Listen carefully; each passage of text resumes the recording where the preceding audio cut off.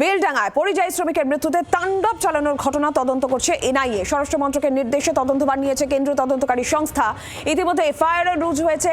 আর বেলডাঙ্গা একবারে ground zero NIA তদন্তকারী দল পৌঁছয় এবং বেলডাঙ্গা থানায় এনআইএ এর 8 সদস্যের টিম যায় 7 সকালে। থানা থেকে কেস ডায়েরিও সংগ্রহ করেছে এনআইএ।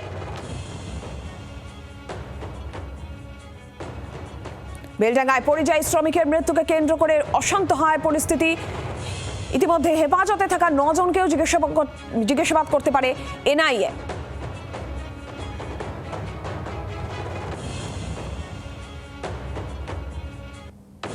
ভালো, আমরা ওয়েলকাম জানাচ্ছি এই ভার্ডিক্টকে, কারণ বেলডাঙ্গায় যে ধরনের আক্রমণের ঘটনা ঘটেছে পুরোটাই পূর্ব পরিকল্পিত বলে মনে হয়েছে আমাদের দেখে।